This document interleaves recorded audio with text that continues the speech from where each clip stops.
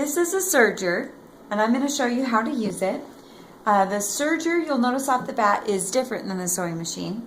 It has 4 threads instead of 2, and it also has 2 needles down here instead of 1. And one of the biggest differences about a serger is there is actually a razor blade right here. And when I turn the handle, you can see the razor blade goes down and it comes back up. And what that does is it actually cuts your fabric. So as you put fabric through here, it stitches your fabric and it also trims it at the same time, which gives your fabric a really nice finish edge. So fabric will fray when you cut it. So if you look at this piece of fabric, you'll notice that there's threads coming off of it. That's what fabric does when you cut it. So if you were to sew like some clothes and then wash it, you would get a lot of fray on your fabric. And so if you serge the edges of your fabric, it just gives it a really nice finished look. It won't fray, it makes it look really nice. So I'm going to show you how to use it. The first rule with the serger is you don't lift the presser foot. So you always leave this presser foot down, and that is different from when you sew. So when you start, you're going to put your fabric right in front of the presser foot, and I put a piece of blue tape on the serger to help guide you of where to keep your fabric. So you put your fabric on the tape and make sure the edge stays right on the edge of that blue tape. Anything that gets pushed over to the right of that blue tape is going to get cut off. And when we serge, we don't want to cut any of our fabric off. We want to serge just right on the edge of our fabric. So I'm going to go ahead and push on the pedal, and sergers sew faster than sewing machines do. So you want to just barely push on the pedal because it will just take off when you push on the pedal. So I'm going to push on the pedal and just push my fabric under the foot and it will suck it in. All right, there it goes. And it's okay to stop at any point and straighten out your fabric. Now your goal is to just guide it, to keep it on that blue tape as you go.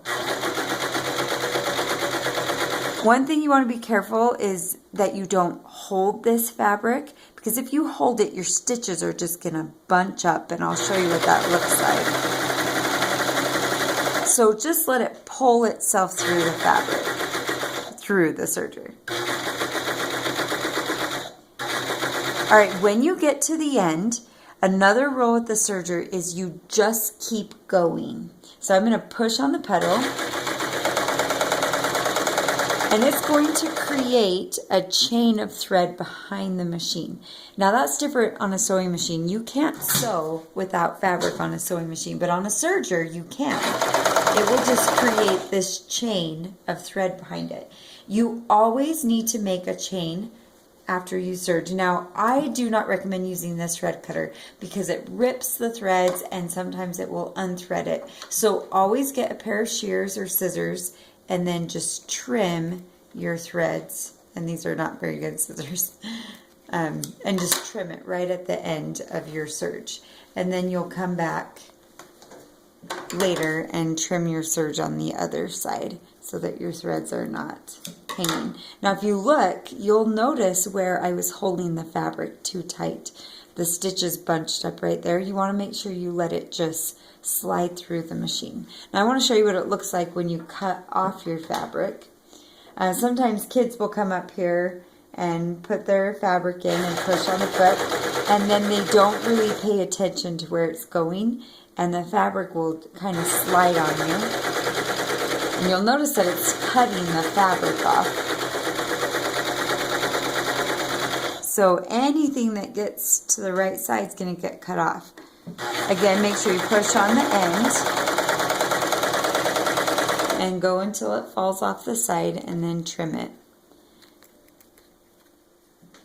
Sorry, bad scissors. And you'll notice that I don't have a straight line anymore because it cut off my fabric. So you want to make sure you stay right on the edge as you're going. Now when you are finished serging, you're always going to have a mess to clean up. So get on the table and sweep up your mess and go throw it in the garbage can. And then this is a really important part. If you look in here, you're going to notice that I have pink fuzzies all over the serger. And that just happens when you serge. As it cuts, it just makes fuzzies from the fabric. Now what you need to do is close your eyes, and you're going to blow right here on your serger. Close your eyes unless you want lint all over in your eyes. And what that does is it's going to keep it clean. When 100 kids use these a day, what can happen is that lint is just going to build up in the serger, and this type of serger actually uses thread to push the, uses air to push the thread through the serger. And if we don't clean these off every time we use them, it actually clogs my air jets. Then I have to call a repairman in to come and fix it for us. So please make sure at the end that you always pick up your scraps and you blow to make sure it's clean. Now, one thing with the serger is you do not want to use pins when you are using this, because if your pin gets stuck in there, it's going to damage the serger. And you also are not going to serge over zippers, materials like that aren't going to be able to go through where that razor blade is. And that's how you use a serger.